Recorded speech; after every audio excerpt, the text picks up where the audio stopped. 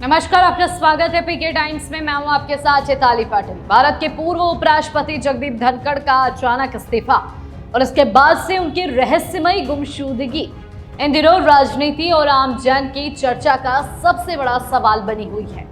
21 जुलाई 2025 को उन्होंने स्वास्थ्य कारणों का हवाला देकर पद छोड़ने की घोषणा की थी, लेकिन जिस तरीके से यह इस्तीफा हुआ और उसके बाद उनका सार्वजनिक जीवन से पूरी तरह गायब हो जाना इस पूरे घटनाक्रम को और संदिग्ध बना रहा है।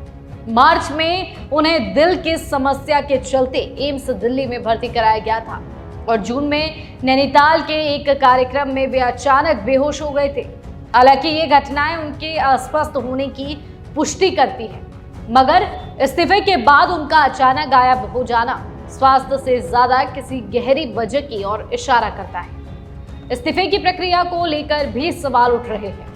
आरटीआई से मिली जानकारी के मुताबिक 21 जुलाई को धनखड़ राष्ट्रपति द्रौपदी मुर्मू से मिलने ही नहीं गए थे। के बावजूद गृह मंत्रालय ने 22 जुलाई को उनके इस्तीफे को गजट में प्रकाशित कर दिया, यानी महज सोशल मीडिया पर इस्तीफा पोस्ट करने को ही वैधानिक मान लिया गया। अगर ये सच है तो संवैधानिक प्रक्रिया पर गंभीर सवाल खड़े होते हैं और कानूनी संकट भी पैदा हो सकता है। इस बीच नागौर सांसद और आरएलपी सुप्रीमो हनुमान बेनीवाल ने इस मुद्दे पर सरकार और विपक्ष दोनों पर हमला बोला है। उन्होंने सवाल उठाया कि आखिर धनखड़ को पद छोड़ने के लिए क्यों मजबूर किया गया। बेनीवाल ने कहा कि अगर पूर्व उपराष्ट्रपति चुप है तो भी देश को यह जानने का हक है कि उन्होंने इस्तीफा क्यों दिया। उन्होंने चेतावनी दी कि अगर समय रहते धनखड़ सामने आकर सच बताते हैं तो वह हजारों युवाओं और किसानों के साथ दिल्ली कूच करके संसद को घेर लेंगे। बेनीवाल ने विपक्ष को भी कटघरे में खड़ा करते हुए कहा कि कांग्रेस समेत किसी भी दल ने इस गंभीर घटना पर आवाज बुलंद नहीं की, मानो सब किसी अदृश्य सहमति का हिस्सा। कांग्रेस नेता कपिल सिब्बल ने भी संसद में तीखा बयान दिया और कहा कि लापता महिलाएं शब्द तो सुना है, लेकिन लापता उपराष्ट्रपति शब्द पहली बार सुनने को मिल रहा है।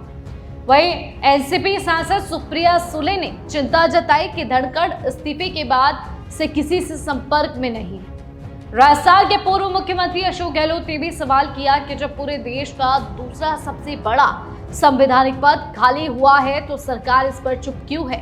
वहीं केंद्रीय गृह मंत्री अमित शाह ने विपक्ष के आरोपों को खारिज करते हुए स्पष्ट किया कि धनखड़ ने केवल स्वास्थ्य कारणों से ही इस्तीफा दिया है और विपक्ष की बातें निराधार है। लेकिन जनता और विपक्षी नेताओं का एक वर्ग अब भी मानता है कि इसके पीछे कोई बड़ा राजनीतिक रहस्य छिपा हुआ है, खासकर तब जब इस्तीफे के तुरंत बाद धनखड़ ने ना तो मीडिया से बात की और ना ही कोई सार्वजनिक बयान दिया। दिल्ली के वाइस प्रेसिडेंट एनक्लेव का आधिकारिक आवाज भी उन्होंने अचानक खाली कर दिया और अब वे कहाँ है इस पर पुख्ता जानकारी किसी के पास नहीं है। सूत्र बताते हैं कि वे दिल्ली और जयपुर के बीच समय बिता रहे हैं और अपनी दिनचर्या में परिवार, योग और निजी जीवन तक सीमित है। इसी दौरान उन्होंने राजस्थान विधानसभा में पूर्व विधायक होने के नाते पेंशन के लिए आवेदन भी कर दिया है।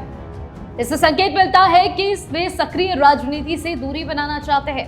इस्तीफे के बाद अब 9 सितंबर को उपराष्ट्रपति चुनाव होने जा रहा है। यह स्थिति अपने आप में असामान्य है क्योंकि धनखड़ का कार्यकाल अभी पूरा होने में तकरीबन 2 साल बाकी था। ऐसे में सवाल ये है कि क्या धनखड़ का इस्तीफा वास्तव में स्वास्थ्य कारणों से हुआ था या इसके पीछे कोई गहरी राजनीतिक साजिश है। देश की जनता और राजनीतिक हलकों में यही चर्चा है कि जब तक खुद धनखड़ सामने आकर इस रहस्य से पर्दा नहीं उठाते, तब तक यह गुमशुदगी भारतीय राजनीति के सबसे बड़े अनसुलझे सवालों में गिनी जाएगी। इस पर आपका क्या कहना है, कमेंट कर जरूर बताएं। देखते रहिए पीके टाइम्स। नमस्कार। मरुधरा से खुद को जोड़ने के लिए सब्सक्राइब करें और बने रहें पीके टाइम्स के साथ।